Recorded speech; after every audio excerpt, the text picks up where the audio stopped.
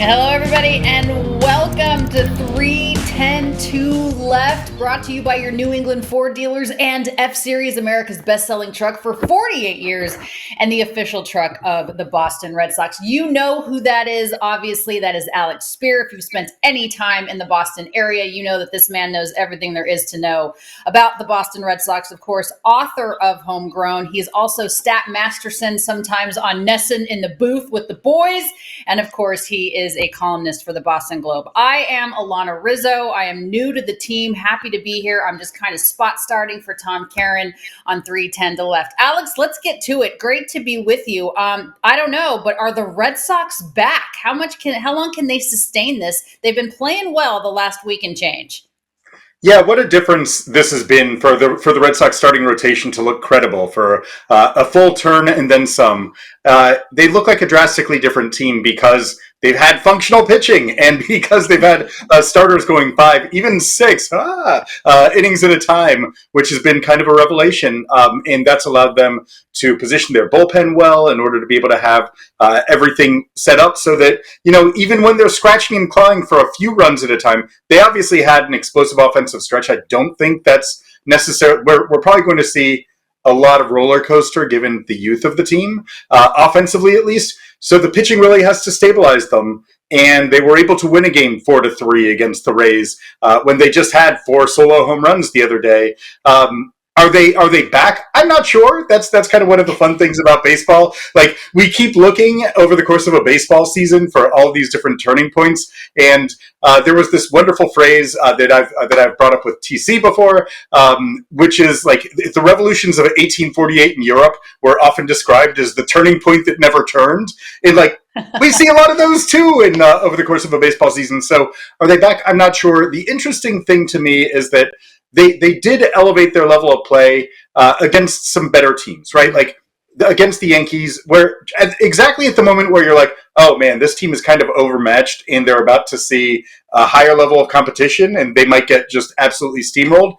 They seem to have clawed back. And it is a little reminiscent of last June, when the Red Sox looked like they might be dead in the water. In mid-June, they kept being a 500 team, win one, lose one, win one, lose one against not very good teams. And then all of a sudden, they hit the meat of the schedule with the Yankees and the Phillies and got on a roll. So maybe we're seeing a team that needs a higher degree of difficulty in order to get some on-field identity and footing. But they look different. They definitely look different over the last week. What have been your impressions? We're going to talk about that. Yeah, we're going to talk about that in terms of looking different in our next segment in terms of that youth movement. They look like they finally, to me, have been able to gain a little bit of traction. I think it helps that obviously you have Jarren Duran and Rafael Devers as the key cogs in that lineup. And I love the way that Jarren Duran plays a solid defensive outfield. I have said this before on Unobstructed Views that Jarren Duran reminds me of Chase Utley in the outfield. He's just a grinder. He's a ball player. He's just a dude. And I love that about this team. And we think about the fact that Jarren Duran, Alex, is still incredibly young, but all of a sudden he's like the old man on the squad with Roman Anthony coming up and Marcelo Mayer and Kristian Campbell and, and these types of things. But this is a team that when Trevor Story has now started to get it going a little bit, and I've told people this, we have not seen the best yet when it comes to Trevor Story. I know that he needs to get there because of the amount that he's being paid and the expectations that came with that contract. But I do think that they're finally starting to piece some good at-bats together. They're working together as a team better, and they're starting to gain some traction. There's one thing I wanted to talk to you about specifically, and it was something that you said right when this started about, oh my goodness, we have some guys getting into the 5th and 6th inning. Now, obviously, Brayan Bello, that was a big narrative, right? That he couldn't give you 5 innings. Well, the last couple of outings, he's given that and then some. How much of a step in the right direction do you think that is for Bello, knowing like, hey, I can get deeper into the ballgame, and how much will that pay dividends moving forward? Yeah, it was what an interesting run it was preceding these last 2 starts, right? When a guy gets pulled before completing 5 innings in 5 straight outings, there has to be a little bit of confidence shaken over the course of that. He was very, very intentional, very, very meticulous in his work between starts. He's not the same Brayan Bello who he was when he came up to the big leagues. That guy was able to dominate everyone with a mid to high 90s sinker and an absolutely nasty wipeout changeup that was one of the best in baseball. That was like a swing and miss weapon that was always in his pocket. This has been a very strange version of Brayan Bello to me because he hasn't had that swing and miss changeup at all this year. And in fact, like that pitch has really been kind of smushed down in his repertoire. We're seeing it almost infrequently. He's using his sweeper a lot more, and he's leaning into. He's kind of trusting some of the developmental gains he's made over the last couple of years to become a different pitcher than he's been. So we're seeing a sweeper, we're seeing the sinker still, we're seeing more four seamers, we're seeing him incorporating some cutters, and the changeup is still kind of there. He says that he's still confident in his ability to throw it for a strike, but they've been able to game plan around that. And so, yeah, to your point, Alanna, I think that it's a huge step for him that he's now realizing and learning that he can pitch and succeed in different ways, right? Like he doesn't have to have the security blanket of that changeup available to him in order to be able to be a competitive and successful pitcher. Now, there's a different degree of difficulty probably coming up here, especially with the Yankees lineup. There are going to be some challenging at bats he faces over the course of this weekend, but for the team, it's huge that he is able to give them a little bit more length reliably and avoid overtaxing the bullpen by being this guy who's only giving them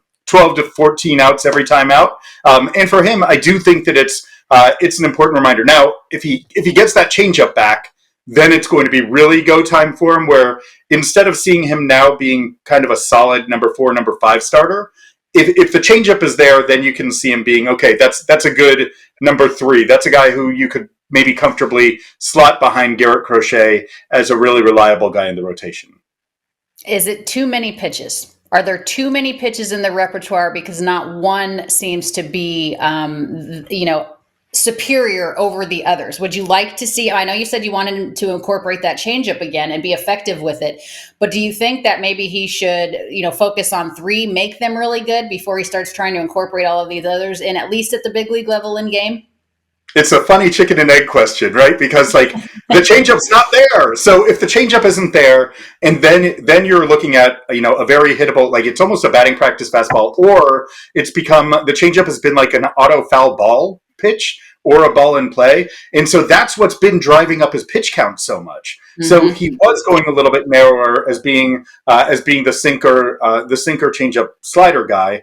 And that was why he wasn't able to pitch deep into games. So if the changeup is there, then he can do a lot of different things. I do think that it's important I actually do think that this is the era, Alanna, right? Like we no longer see starting pitchers where 3 pitches is adequate, right? You need to be 4+ because game planning is now so precise. Opposing hitters are so good at being able to target various zones that you really need to be able to change, to be able to alter their bat speed and do different things in order to play with them kind of 3-dimensionally, both moving, side to side, up, down, as well as kind of front to back with the changing of speed. So I think that the best version of Brayan Bello is ultimately probably going to be a 4-pitch pitcher.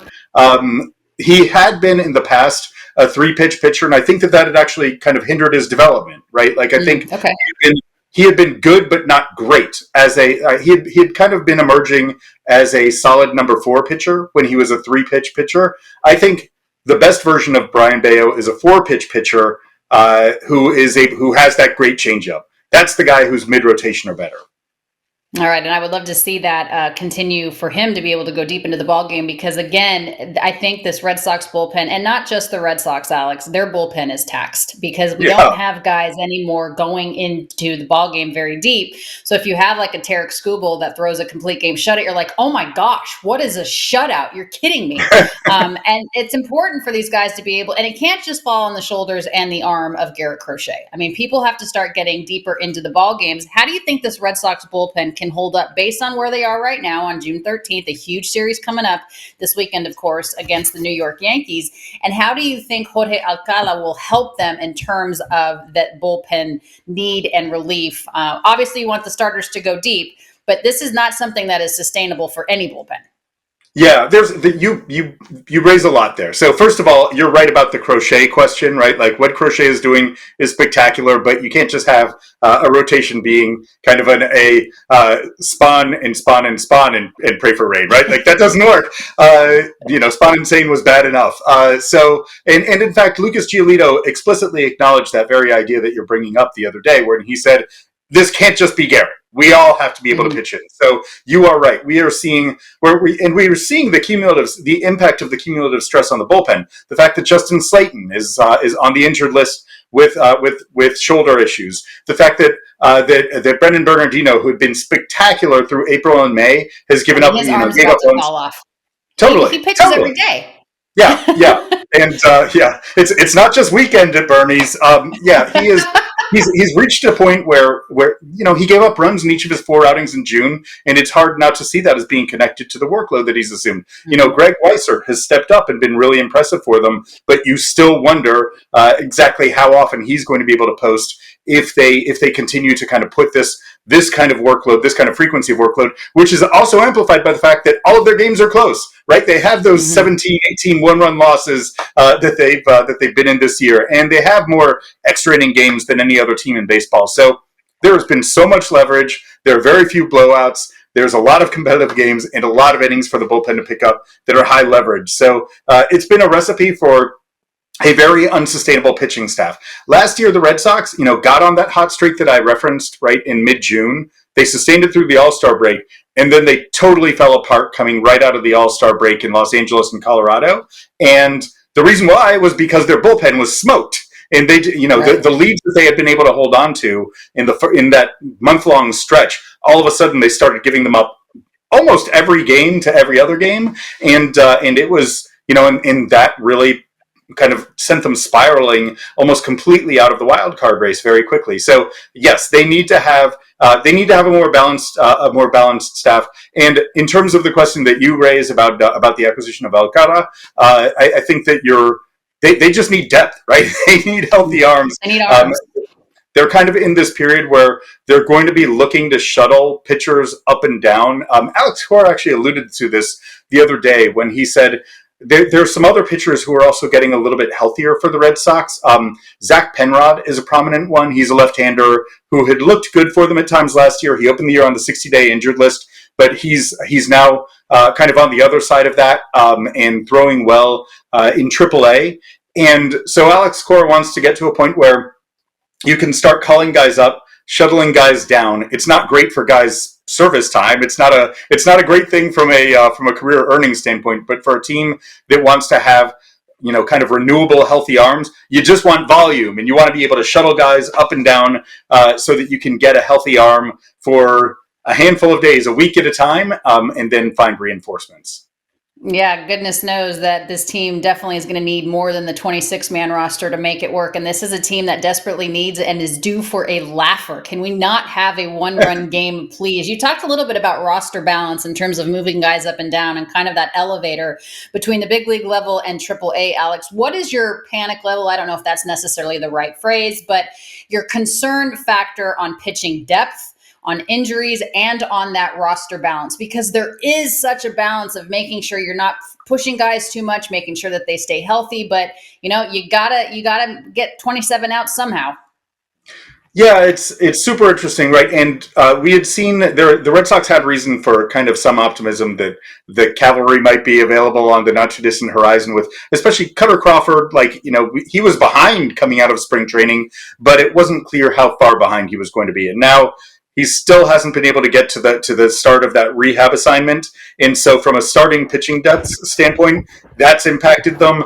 Richard Fitz had been so good at the very start of the year, but after going on the injured list, he had the one very good appearance that was important for them in Milwaukee when he gave them more than they possibly could have expected coming out of the chute with 3 scoreless innings, but then had the kind of clunker one start after. Now he's building up in AAA, and it hasn't been great. He's kind of searching for swing and miss stuff that it looked like he might have emerging coming out of spring training. Hasn't been there just yet. So there is a little bit of a starting depth question, particularly given, not only Crawford, but Tanner Houck still, he's still at a pretty early phase in his buildup.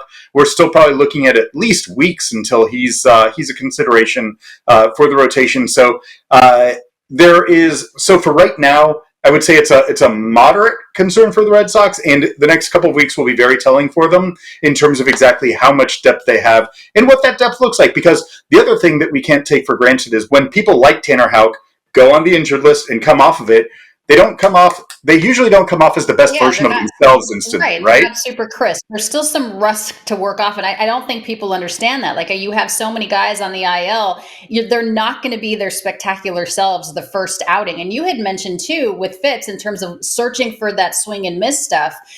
Can you say the same about Walker Buehler, who I feel is really, really searching, Alex? I've known Walker for a long time, obviously, in my time in Los Angeles when he got called up, obviously, and made his major league debut there. He's had an unbelievable amount of success there. I want to see him have that same amount of success with the Red Sox, but he does seem like he's searching. You would know better. What are you seeing from Butane? I just want to, first of all, the fact that you're calling him Butane, I just want to point out, you would know better than me on this one, Alanna. You have a great history with him. You've absolutely seen him at his best, and you know him well enough to know his nickname. So I appreciate this. This is a moment of education for me. Thank you so much. But it's been a very interesting process with both Buehler and with Giolito, guys who have experience in the game and who have not been the best versions of themselves this year, particularly coming off the injured list. Again, we're referencing exactly what we were just discussing, right? Like, everyone except for Garrett Crochet, who's a Red Sox starting pitcher, has spent time on the injured list this year, and it's taken them time to find themselves. That's one of the things that I think is very interesting about this particular stretch, where you see Beao kind of now he's getting to 4 or 5 weeks into his season. So he seems to be finding his footing a little bit. Giolito looked much different and better. Giolito actually made some delivery and mechanical tweaks over the course of in between his prior start, when he said, "I have to figure this the heck out." And he figured some things. He said that, but yeah. Well, I mean, I love the swearing like a sailor. So in a different version of 310 to left, will probably be in very unobstructed views. We'll go with more with saltier language. But Buehler is a really interesting one, Alanna. You know this better than I, but you talk about having too many pitches sometimes, right? He has such a diverse repertoire where it's 5 to 7 pitches in any given outing. And the Red Sox are a team that really, really has liked to take advantage of the full array of options, right? They enjoy the full artistic palette of pitch types. And it did seem like he was really struggling to find the right formula. We saw it in Yankee Stadium where he used some language that was comparable to that of Giolito. That's normal. That's a normal everyday language for Buehler, though. That's fine. That's just who Fair enough. Butane. But I do think it was really interesting, even in the middle of this outing that he had against his most recent outing against the Rays. First couple of innings, 0 swings and misses, and it was he's locating well. He was kind of he was an interesting command and control pitcher through that stretch. But then all of a sudden, he kind of let it eat, right? And there was one time earlier at the beginning of the year, Buehler had been struggling, and he said, he made a fix, and he was really good for 4 starts. And he said the fix was, I got more violent and aggressive in my delivery. And that phraseology is not really about it's about the mentality that you're taking in. It's you know what, I am coming at you, and I'm not going to I'm not going to fish around and search for what I should be doing and paint by numbers. I'm just coming at you, and my best is going to be your best. Stuff, right? Just trust what got you here. Yeah. And I think that in the middle of that outing against the Rays, Alanna, it did look to me like Buehler went way heavier on 4-seamer and sinker, and just decided that he was going to attack the Rays and make them hit what he felt like throwing, and he was. You saw an uptick in swing and miss stuff, and certainly in effectiveness over the course of that outing. Yeah, I mean, I love when Bueller's pitches and his, pitch sequencing is reminiscent and matches his personality because Bueller is best when he's pitched on the mound, and I've seen that time and time again. A lot more to talk about here on 310 to Left with Alex Speier, myself, Alanna, Rizzo. Coming up, we're going to talk about the youth movement, Alex. I tell you what, the kids are all right. We're going to be back right after this on 310 to Left, brought to you by your New England Ford dealers. We'll be right back.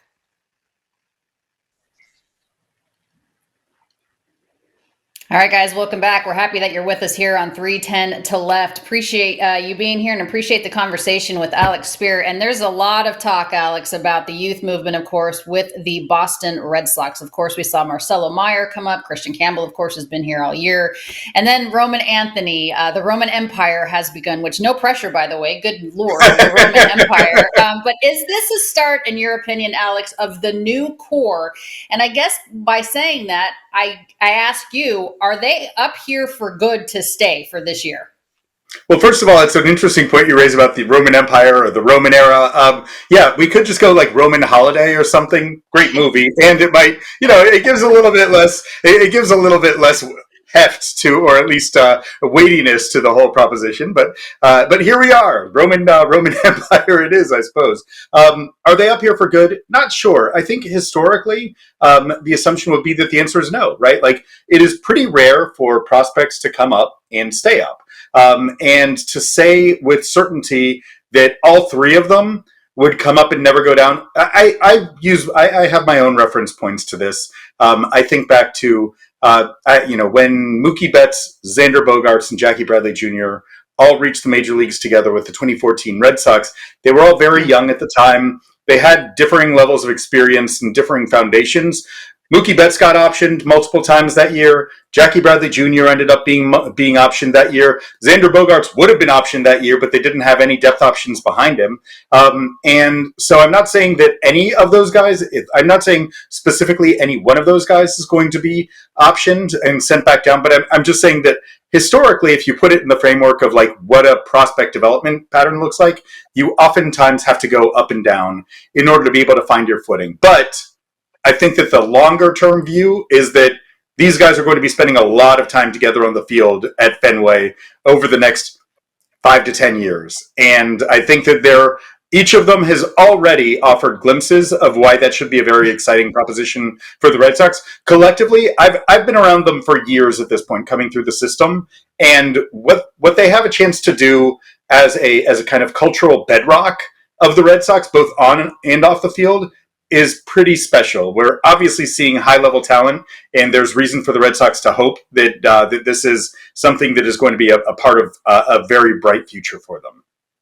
I mean, let's think about this, though. I mean, they're up here for two reasons. One, because of lack of production from the people that were ahead of them. And two, because of injuries. I mean, if this is a team that you want to see the future in terms of the development of what's going to go on with these kids, how much does the standing, Alex, play into whether or not they're going to develop at the AAA level or whether or not they're going to develop at the big league level and learn how to play with each other on the field together? I mean, they're 9.5 out of the division, and they're 3 out right now of a wild card, albeit it's early. But considering the Red Sox aren't on fire right now and, leading the division, why not keep them up here and let them develop up here? Well, I think that they still see a path to being a team that's in the middle of the playoff hunt, and so you're seeing them being managed in a way. Alex Cora and Craig Breslow have both been pretty explicit that 2025 is about winning, and part of the developmental process is also about learning about the centrality of winning and what you want to do. I actually think that that's kind of in the conversations that a lot of us have about player development. And I'm guilty of this as well as someone who covers the minor leagues extensively. We often fail to account for the importance of learning to win and of that being more important than individual goals, because in the minor leagues, it is very rarely a part of what players do. And I actually think that it's been very refreshing to hear Roman Anthony coming up and framing everything that he's talked about in terms of these firsts have all been framed in terms of like, it was a great day, but we lost in my major league debut, or boy, like my first major league hit was thrilling, and it contributed to a victory. And in both, we're seeing it at the big league level in the way that Alex Cora is managing the balance of at bats between Roman Anthony and Marcelo Mayer, the left-handed hitters, and Romy Gonzalez and Rob Refsnyder, their right-handed alternatives, who have been unbelievable this year. Both of those guys have been elite against left-handed pitching, and so right now, winning is the thing that they're prioritizing. So I think that you're seeing, from a developmental standpoint, you are seeing a priority of winning over opportunity happening at the big league level. I do think that if they fall 10 out of it, if they're sellers at the deadline, then you have a different set of equations. Like, it's the same thing so I referenced 2014 earlier. The Red Sox moved Xander Bogaerts from shortstop to third base so that they could sign Stephen Drew back in the middle of that season. And that was because they were in a win-now mode. They needed to try to get better infield defense. They were trying to stabilize some different things, and they thought that was a move that was going to allow that to happen. Didn't work. They ended up being a really bad team that year and kind of spiraling out of contention. And so once they got beyond the trade deadline, which was a huge sell-off, John Lester, John Lackey, among others, that's the point at which they ended up saying, you know what, we're going to trade Stephen Drew to the Yankees of all places so that Xander Bogaerts can start playing shortstop every day again. So there is some kind of an invisible threshold for when you say, you know what, this is about the future. This is about the kids. We're not there yet because the wild card is what it is now. The Red Sox are going to focus on the daily pursuit of wins and losses over the idea of kind of developmental opportunities that may not be in the best interests of that night. In your experience, at what point in a player's development, albeit very young, I mean, they have, not even a cup of coffee, they have a drop of coffee so far in the big leagues. At what point in their developmental time frame does it go from being a platoon player against a lefty or a righty to putting them in the lineup regardless of the handedness of the pitcher? I mean, these are supposed to be your superstars. Their splits shouldn't be that drastic. At what point do you let them play every day? You have some really interesting experience with this, right? With the Cody Bellinger question and how the Dodgers approached that back in 2018. And Jock Peterson too. I mean, that was a guy that they said couldn't hit left-handed pitching, and that was something that really got under his skin. So I'm interested. I mean, you've been around the Red Sox forever. I mean, how do they play this? Yeah, well, I think that it's a complicated one. So there's a bit of a sliding scale and a number of factors that go into it. The first part of it is that right now, Roman Anthony was one of the best pitchers against left-handed pitching in AAA, period. But what we're seeing is that the gap between AAA left-handed pitching and Major League left-handed pitching is so large that there's it's the way that Dylan Lawson, one of the Red Sox assistant hitting coaches, explained it to me was, I can drive a car. That doesn't mean I'm positioned to be able to be an IndyCar racer. Which that's kind of how the view of things between AAA and the big leagues is. Like, in his one at bat against left-handed pitching, Roman Anthony faced Garrett Clevenger. He saw a 96 and a 97 mile an hour pitch in that at bat. The number of 96 mile an hour pitches he saw from lefties in AAA this year, he'd seen one. So he already in that one at bat saw more than that, and he also saw, and then he got finished off with a sweeper that had 20 inches of sweep. The number of sweepers that he saw with that much sweep, 4, and he had swung at none of them. You're close. He had swung at none of them because they're such outliers that he wasn't going to be like that. They didn't really fit in his database. So there is an adjustment period, Alanna. In terms of when you make that call, it's complicated by the fact that Refsnyder and Gonzalez are as good as they've been. Mm-hmm. If they didn't have good right, you have to get them at bats. And if you're trying to win, you kind of have to go with the best available alternative, right? Like, so in this case, those guys are the best options against left-handed pitching. That's a reflection on them. Like, good on them. Like, they're both having great years, and both Marcelo Mayer and Roman Anthony have been incredibly respectful. And in fact, like they said, like, Alex Cora doesn't need to explain any of this to us. This is totally, of course, he should be trying to do this. But that point does come down the road. But it's partly alternatives. It's partly like getting them lower leverage exposure to those kinds of lefties.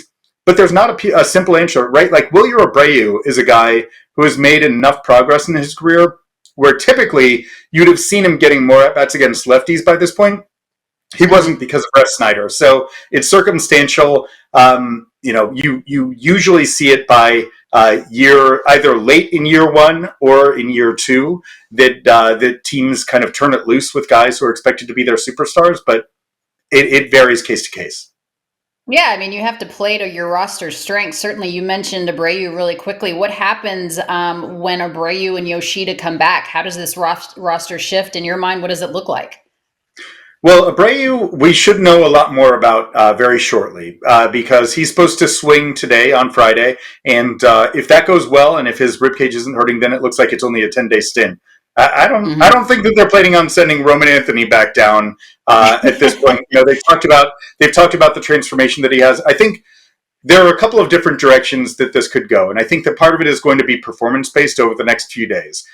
Kristian Campbell has shown some important offensive improvement over the last week, starting with some of the swings that he was taking in Yankee Stadium. You started to see him driving some of those inside fastballs that he'd been attacked with over and over and over to the opposite field. And if that's happening, then there's some pretty. We saw in April that Kristian Campbell can be a very meaningful contributor. At the same time, there's a real defensive struggle that he's engaged in, and you do wonder whether or not that part isn't really progressing that quickly at the major league level. It is progressing, but would they consider sending Kristian Campbell down and having Ceddanne Rafaela being more of a versatile option who shapeshifts between the infield and outfield? Maybe. Would they send down David Hamilton and kind of keep the entire outfield group? And again, like Rafaela's ability to shapeshift, maybe you would more selectively play Campbell than you have been, as opposed to turning him loose in the way that you have. There are different directions that this could go. And then, of course, I think that there was a Joel Sherman. There was a Joel Sherman story from a couple days ago where he was talking to David Stearns, the Mets president of baseball operations, and saying, well, when X pitcher gets back, what do you do? Do you trade someone? And David Stearns said, well, that's in 2 weeks. That's a really long time in baseball terms. And then 2 minutes later, you had Senga getting injured. So sometimes these things also self-organize. Yeah, of course. Joel Sherman from the New York Post does a lot of things on MLB Network as well. I need to sing the praises of Kristian Campbell for just a second, Alex, because you had mentioned, and one of the topics of conversation was, do you think it would be more beneficial for him to have some time in AAA? I had a conversation with Red Sox lore pitcher Pedro Martinez a few weeks ago, and he said that Kristian Campbell is so good, the Red Sox are trying to make him bad. And what he meant by that was him moving all over the field. Well, no wonder defensively he's all over the place because they put him in 78 different positions. So, and they obviously felt that this was a kid that they wanted around for a long time. They gave him an extension already, several $1 million. He's doing everything that they have asked him to do. And now it's almost as if he's not benefiting from that because he may have to go to AAA. What is your take on the whole Kristian Campbell situation? He's unique in my experience in terms of the amount of experience that he has. I keep reminding, when I got to spring training this year, it was very clear that Kristian Campbell was going to be competing for an opening day roster spot, an opening day everyday job. And that speaks to his talent and to what he did last year when he was the minor league player of the year, like a slam dunk choice to be minor league player of the year. But I just kept thinking, oh my gosh, this guy played 1 year of baseball at Georgia. He was a redshirt freshman. Then he played 1 year of baseball at Georgia Tech. He was drafted as a draft-eligible redshirt freshman. And then he played 1 year of minor league baseball, and then he was in the big leagues. And he moved all over the field last year in the minors, too. So we're talking about a guy who, in terms of advanced competition beyond high school, entered this year with probably fewer than 100 games at second base. Right? So to expect him to be a finished product there is almost there are some kind of prodigies who might be able to pull that off. But that is not a reasonable expectation. And so, the defensive struggles are very fair. They're not an indictment of Kristian Campbell or his talent. They're a reflection of where he's been and what he hasn't had a chance to experience thus far. So, I think that both the inexperience and the fact that he does keep getting shuffled all over the place are elements that have probably not been in the best interest of just giving him an opportunity to establish a stable foundation and to figure out exactly who he's supposed to be. And maybe the Red Sox are doing this because they see eventually, like with Roman Anthony on the roster, the only way that it makes sense for him to stay up is if he's able to do a little bit of bouncing between second base and the outfield. And if that's not comfortable, then maybe he does need to be in AAA for a period of time. That's pure speculation, by the way. I don't want to pretend that I'm, like this is what I'm hearing or anything like that. But just that's purely speculative. But certainly it's a widespread topic of conversation among evaluators outside the Red Sox organization. You hear a lot of people asking, what are they doing right now with Kristian Campbell? And is this really fair to a kid who has a great ceiling, potentially a great future, but who just doesn't have that much experience in professional baseball? Not position to position. I'm not comparing, but do you think that Kristian Campbell, Roman Anthony, and Marcelo Mayer, is it closely compared to Xander Bogaerts, Mookie Betts? I mean, is that kind of what we're feeling in terms of the fanfare and that next legitimate core of young players that are supposed to carry this team for the next decade? Is that the closest comparison? In my experience covering the team, I would say that yes, this group. This special, it was a big three with Kyle Teal, Roman Anthony, and Marcelo Mayer. Then it became a big four with Campbell entering the mix. Then it became back to a big three when they subtracted Teal in order to get Garrett Crochet. But this is the group that the Red Sox have been circling for a while as one that has a chance to really turbocharge their efforts at being a year-over-year contender. In the same way that group of Xander Bogaerts, Mookie Betts, Jackie Bradley Jr. Was seen as part of that. Now, there was a broader group that was associated with those three. And there was some attrition that we saw, some prospect attrition that occurred with it. Players who Red Sox fans are going to be like, oh, yeah, that guy. Like Blake Swihart and Henry Owens were also part of that prospect group, and they didn't hit. Alan Webster was part of that prospect group. It didn't come together for him. So there are no guarantees. But in terms of having three guys, all of whom have above average to all-star caliber everyday player ceilings, that's a pretty special starting point. And so, yes, in terms of the most talented groups of players to come through the Red Sox system, that one that was roughly 11 years ago, 2014 to 2015. And then the previous one was the Jonathan Papelbon, Dustin Pedroia, Hanley Ramirez before he was traded, John Lester group. That was the previous kind of remarkable core. And when you hit on those cores, incredible things happen. Yeah, remember, any longtime big leaguer will tell you, Alex Speier, that prospect just means unproven. All right, much more to come on 310 to Left with Alex and myself. We're going to talk about the Red Sox versus the Yankees. Obviously, these two teams just met, a massive rivalry. Red Sox playing better. We're going to talk about that. Coming up, a 3-game set at Fenway over the course of the weekend. We'll be right back on 310 to Left, brought to you by your New England Ford dealers. All right, guys, a massive series upcoming this weekend at Fenway Park, 3 against the New York Yankees before the Boston Red Sox hit the road. They're heading west. They'll take on the Seattle Mariners for 3 beginning on Monday the 16th, and then they'll face the San Francisco Giants and the Angels before coming back home to face the Blue Jays on the 27th. Obviously, Alex, when the Red Sox and the Yankees get together, it's always a massive deal. Considering the way that both teams are playing right now, is this the biggest series of the season so far for the Sox? Every series is the biggest series of the season, Alanna. But I do think that, this is a team that's been desperate to get on a run, right? To stack together series wins so that it can finally kind of push back past 500, right? These are not exactly ambitious goals, but that's where the Red Sox are. So from that vantage point, being able to go into the West Coast swing on an upward arc would be a pretty significant development for the Red Sox, and to continue to kind of build confidence as a young group.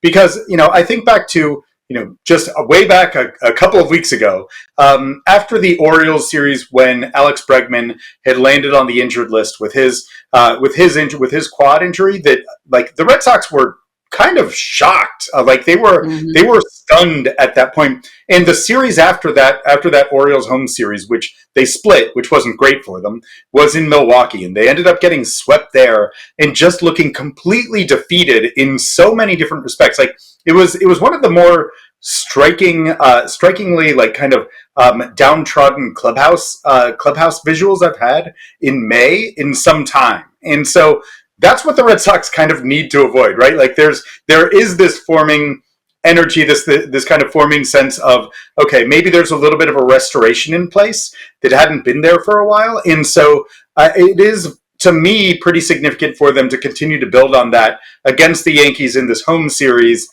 and then to be able to go out on the road, so that they aren't at, those West Coast trips can really be, can really go in one side of the tracks or the other, and they could really they would like to do what they can to avoid a drastic derailment.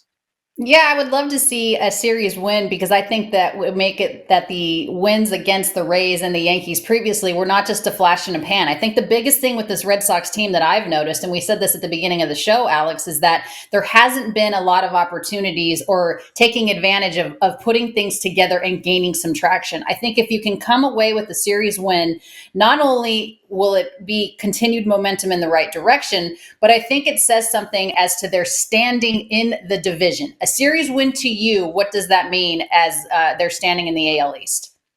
Yeah, well, I mean, I think that it means that the AL East is, the likelihood is that they're not going to be competing for the division. That gap that was opened up between them and the Yankees Yeah. entering the series was monumental. But again, like referencing last year, the run that they went on starting in mid June with back to back series wins against the Phillies and the Yankees at a time when almost everyone was writing them off as being a deficient team. I do think that for a Mhm. young team, it allows them to see themselves as, hey, we can stand on a level playing field with good teams in our division. Both the Rays are a good team. The Yankees are Yeah. a really good team, and if they're able to do that in back to back weekends and over the course of 3 consecutive series, then I do think that there is a confidence level that builds off of that, much in the same way that that young Red Sox group that was being led by Jaron Duran last summer, like all of a sudden, like when they came, they had this like one memorable comeback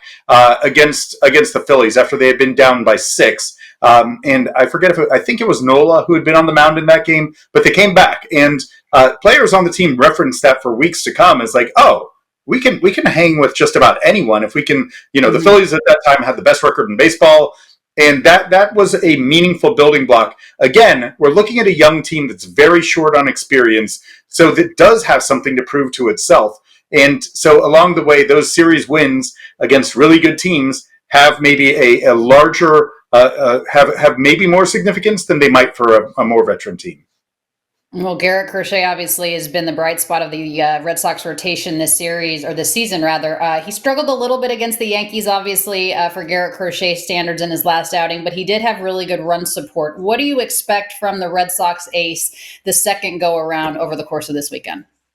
I'm fascinated because this is the first time that he's faced another team in back-to-back outings, and so Mm. there is a little bit of cat and mouse that's going to be in play. One of the Yeah, who things, knows though, each that other better? yeah, yeah. But one of the things that I've enjoyed watching about Crochet is that he is someone who is kind of a deep thinker on the mound, and who does seem to enjoy, even though he has as the basis of his arsenal that incredible four-seam fastball as well as an absolutely like bat sawing cutter.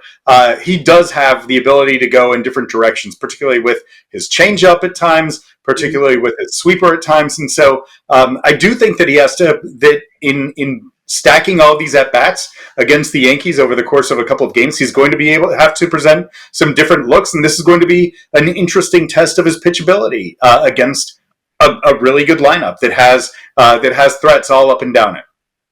You know what's interesting to me, and I've noticed this, and I've known this about Alex Bregman for a long time, just covering him his entire career. But I love the way that Garrett Crochet just kind of turns into like a goofy guy in the dugout when he's not pitching. But he's also seems like another player coach, kind of like Alex Bregman on the pitcher side. I mean, you've gotten to know Crochet a little bit. Do you get the sense that he enjoys kind of sharing the knowledge and also just kind of being an ear to lean on in that dugout when he's not pitching?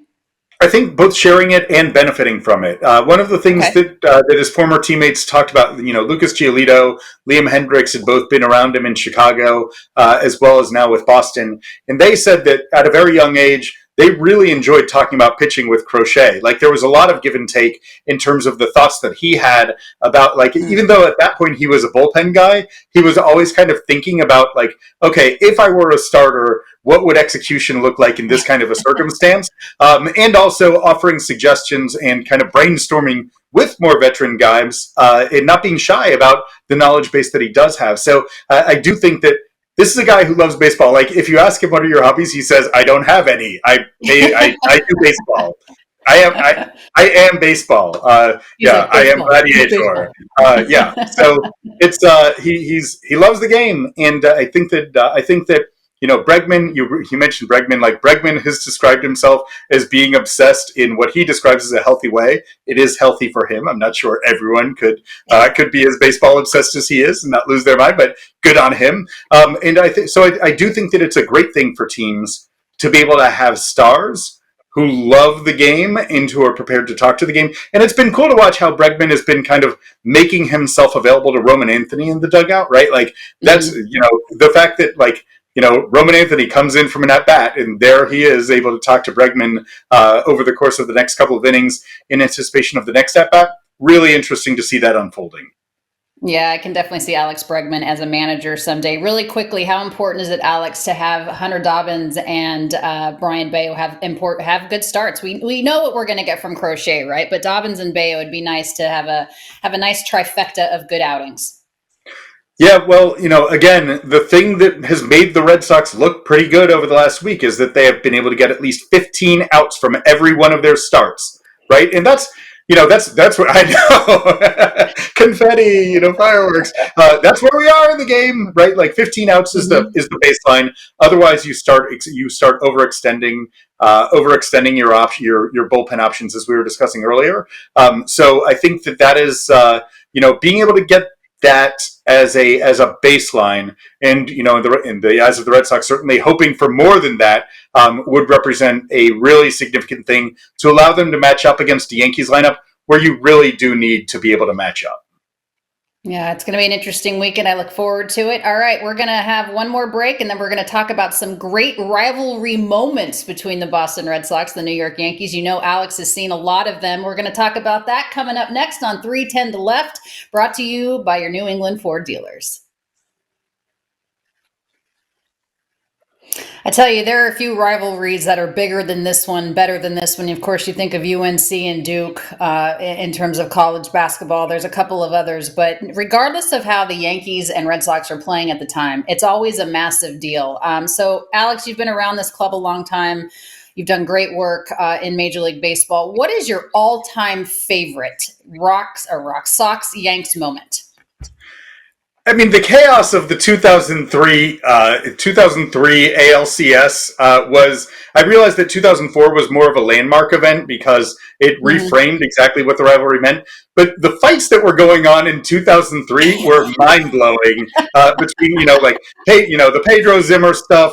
Manny kind of losing his mind when Roger Clemens was just throwing an elevated heater that wasn't even in that much over the plate. So you're looking at like Hall of Fame caliber guys like jawing at each other. Who is Karim Garcia was actually referenced when we were in Mexico this year at the start of the season because Karim Garcia was there in Mexico, in Monterrey, Mexico, and one of the Red Sox saw him and he was like, "Who is Karim Garcia?" And there were security people who were getting in fights with like Yankees players. It was unbelievable. So I think that was kind of the apex of the thing when it was a totally different phenomenon. This was as close as I've ever experienced to European football and the phenomenon of that. So that would be where I'm at.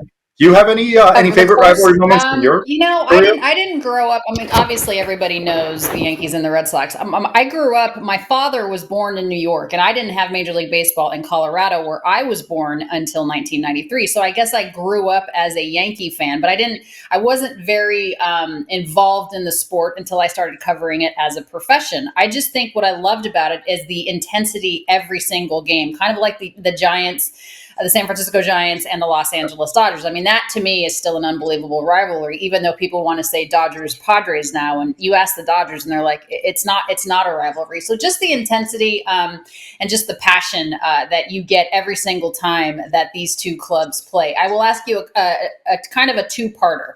Do you think that Rafael Devers, Alex, will continue his dominance against the Yankees, because he always kind of steps up literally and figuratively against this club? And then on the contrary, who do you think is the most villain potential this year on the Yankees? Ooh, well, I think Devers and dominance. Like right now, he's at a totally different level than I've ever seen him at as a hitter. So yeah, I think that we're seeing him in a very special run where you kind of expect him to continue to be great against whoever he's playing, and that's going to include the Yankees. In terms of the villainous Yankees, boy, that's an interesting one. You know, it's a tough one for Red Sox fans because Garrett Cole is out for the year, and he was always kind of the foil for. I mean, for Devers. Aaron Judge isn't a mean guy. He's not a villainous guy, but he's a guy that's going to shove it down your throat every chance that he gets. Yeah, but he's like kind of too likable to be like, you know, I think that we've moved into like a post-villainy phase of his where it's like, no, this guy's just historically good. So like, you know, so give him his flowers. Yeah, in terms of Verdugo's gone, I don't know. We've seen a major turnover. What about Jazz Chisholm? Oh, Jazz is a great one because he and Hunter Dobbins have already been like mixing it up a little bit on social media and willing to stir the pot. So yeah, Jazz is a great one. Nice call, Alanna. Yeah, I think he's a good villain to have. I mean, he's a guy that you love when he's on your team. He's kind of a pain in the butt when he's not on your team, but he's obviously been good for the Yankees and willing, obviously, to play any position. So that's an interesting thing too. So, Alex, it's been great being with you. I love talking baseball with you. Obviously, so intelligent and informative when it comes to the Red Sox. Thanks for being with us, you guys, today on 310 to Left, presented by your New England Ford dealers. Tom Karen, TC, is back with you guys on Tuesday. Of course, we are live on Nesson Nation every Tuesday, every Thursday, and we'll see you next time. Thanks so much. Bye-bye.